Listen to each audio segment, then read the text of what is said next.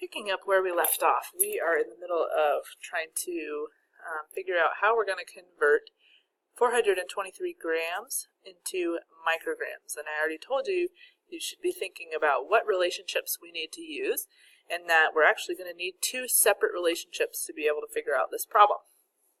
Okay, so let's come back up here. So we're starting with grams, and we're trying to go all the way down to micrograms, which are the super, super tiny ones, right? So we can use either of these two, because these have grams in them, but we got to figure out which one would be more appropriate. So if we were to use this one, we'd be starting with grams, which is, remember, like that sugar packet, and then moving up to a kilogram, which I told you is a really big unit, right? We're trying to go to the teeny tiny unit, so that's probably not going to be the one we're going to choose. We would want to start with grams and go to the small unit of milligrams, because if you look down here, we can use milligrams to convert back to, or down to, our micrograms that we want. So I'm going to choose this relationship and this relationship to be able to do this conversion. So it's going to be a two-step process. So let's come down here. So our relationships are 1 gram equals 1,000 milligrams, and 1,000 micrograms equals 1 milligram. Okay, so now we're going to set up our actual problem. And I'm going to go a little bit more streamlined with this since we've already done a couple of examples. So remember, we take our given, 423 grams, the thing we want to convert, 3 grams, times conversion factor number 1, then times.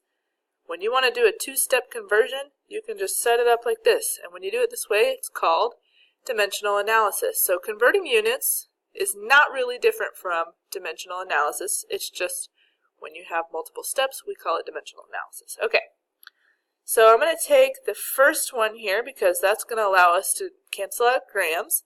Remember, if we want to cancel out grams, grams needs to go in the bottom of our conversion factor. So I'll take 1 gram, put it in the bottom.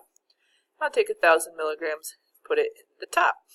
Okay, so then like we want, grams cancels because grams is divided by grams. And remember that 1 is not going to be important. So I'll just cross that out too so it's not distracting. All right, now the new unit we have left over is milligrams. And we're going to want this to cancel because our final answer cannot be in milligrams, it's got to be in micrograms. So in our next conversion factor, we're going to need milligrams to be divided by itself, so that means milligrams needs to go in the denominator. So I'll put 1 milligram on the bottom, and that means 1,000 micrograms goes on the top. Now, you might notice here that we've got, let me write the cancellation, and that 1's not important. Okay, we've got 423 times 1,000 times 1,000 micrograms. So if we write that out, 423 times 1,000 times 1,000 micrograms. Sorry. Okay, that's going to give us 423 million micrograms. Remember, I told you, micrograms are super teeny tiny, so we need a whole bunch of them to equal 423 packets of sugar mass. Okay, this is our answer.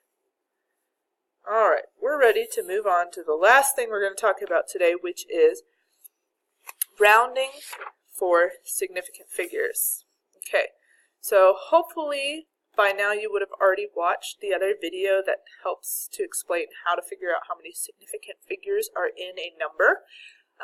But when we do certain operations like adding, subtracting, multiplying, dividing, it's important to make sure you write your answer with the correct number of significant figures so that you're not acting like you made a better measurement or a more precise measurement than you actually did. So, when you multiply and divide multiple values together, you must round to the least number of significant figures. So that's what's going to go in the blanks here. Round to the least number of significant figures. And you figure that out by looking at your given information. Okay, so let's do a problem, and hopefully we can make that rule make some sense. So in this example, let's say you have a job, some of you might have jobs, and you earn $7.75 per hour, which is a little bit above minimum wage, but not too great right now. Alright, so that is how much you earn, and you work 31 hours in 1 week. How much did you earn that week? Well, so let's take this question, because this is a word problem. This is the first one we're coming up against. And we want to know, what are we looking for? And to do that, I want you to look for the question words. What, how many, why, things like that. And in this question, our question words are how much. Okay, and that implies, since we're talking about money here, that we want to know how much money we earned, right? So that means that our desired is the money earned in that week, and we'll think about the week in just a second. Okay, so our given amount turns out is actually going to be the amount of time that we worked that week. Okay, so we're going to take 31 hours as our given, because that 31 hours is going to determine how much money we earned. Okay, and the reason it's going to determine how much money we earned is because there's a relationship between the number of hours you work and the amount of money. That's going to be our conversion relationship. So we've got 75 equals 1 hour of work. Okay, so those two things are equal to each other in terms of how much money we're making. All right, so we can set this up actually as a conversion factor, and one clue to that is this word per. Per really means divided by, or it's like a rate. Okay, so this would be your numerator, and this would be your denominator for the rate at which you earn money, which is really the same thing as a conversion factor. So I'm going to put this down here. $7.75 over 1 hour.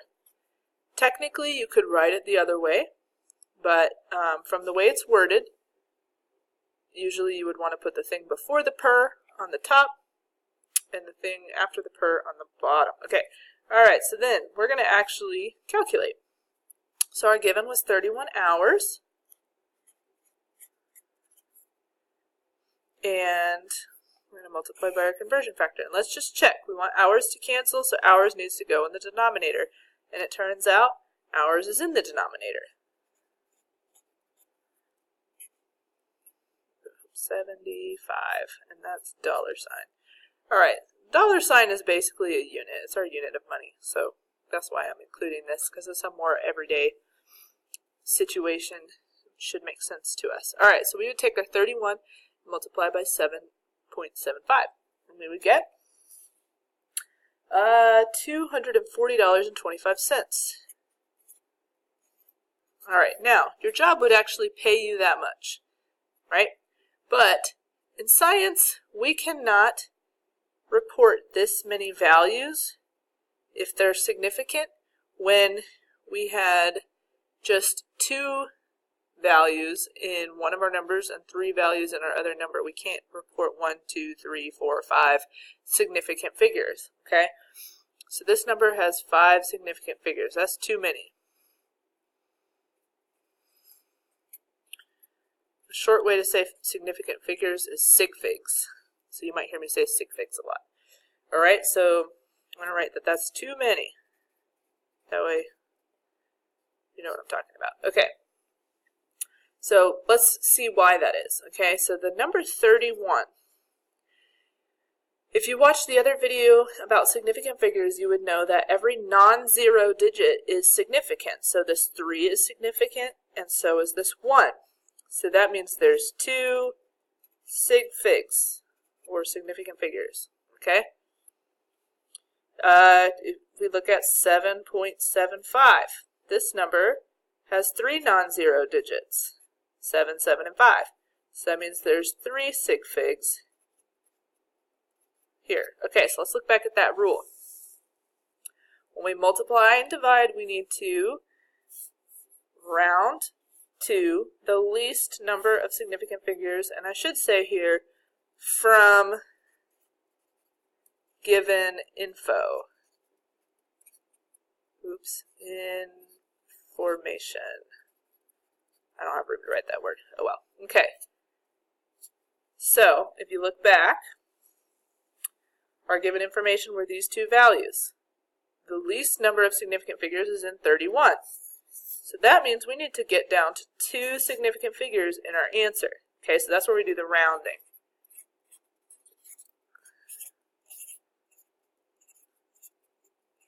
Alright, so important note about this. I also wrote a reading for you to look at that kind of covers these rules a little bit more in depth.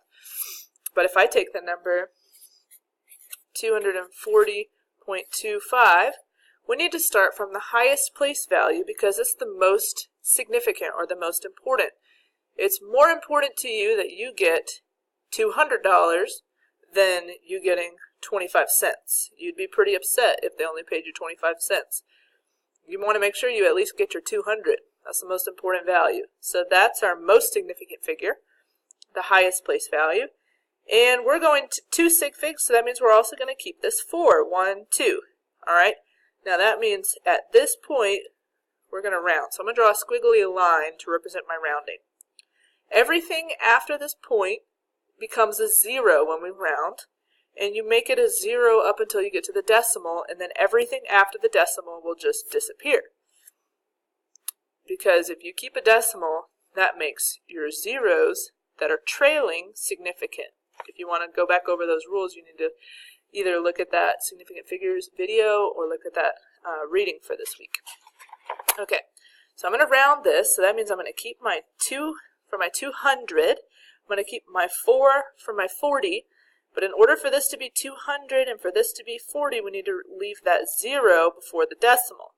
So my answer would be $240. So basically all I did was lose that 25 cents in getting my significant figures right, which you might be a little upset about losing 25 cents, but it's not as significant as the rest of this. And since we only had 2 sig figs in our given information, in chemistry you're generally going to want to round things to get the correct number of significant figures. So this would be our final answer. You earned $240.